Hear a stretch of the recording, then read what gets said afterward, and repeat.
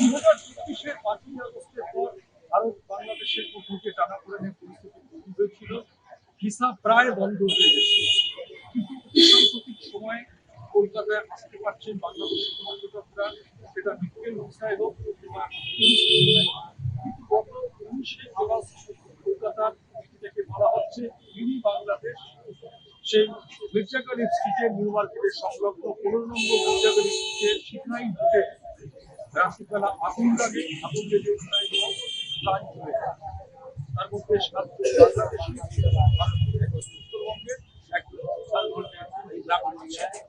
কিন্তু এই মুহূর্তে এই দুর্ঘটনা ঘটে যাওয়ার পর কলকাতা পুলিশ, কলকাতা কর্পোরেশন, রাজ্যের পুর নগর উন্নয়ন মন্ত্রী, দমকল বিভাগ, এই ঘটনার পর তারা সবাই এখানে হাজির হয়েছিলেন। রাজ্যের শিল্পমন্ত্রী তাপস রায়, দমকল মন্ত্রী কৌশিক চৌধুরী, পুর নগর উন্নয়ন মন্ত্রী অজিত পাল সরেজমিনের খতিয়ে দেখতে তারা এখানে হাজির হয়েছিলেন। এই মুহূর্তে 19শে আগস্টের পর থেকে এখানকার স্থানীয় ব্যবসায়ীরা জানাচ্ছেন প্রায় 50টি হোটেল ইতিমধ্যে বন্ধ করে দেওয়া হয়েছে, 100 থেকে 150 হোটেলকে ফোকাস করা হয়েছে। কেন সাবধানতা অবলম্বন না নিয়ে এখানে হোটেল ব্যবসা চলছিল।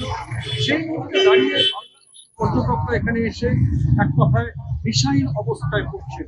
হোটেল করে এসেছেন চিকিৎসা করাতে, এসে দেখতে হোটেল বন্ধ, কোনো এক রাত থেকেই তাদের পরের দিন বার করতে হবে।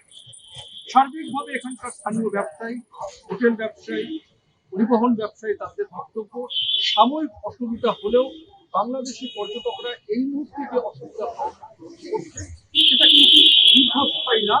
সরকার যে পদক্ষেপ নিয়েছে এতে সাবধানতার জন্য একটা ভয়াবহ দুর্ঘটনা ঘটে গেছে, সেই দুর্ঘটনা যাতে আগামী দিন না হয় তার সরেজমিনে খতিয়ে দেখে যথাযথ ব্যবস্থা নেওয়ার জন্য উদ্যোগী হয়েছে রাজ্য সরকার।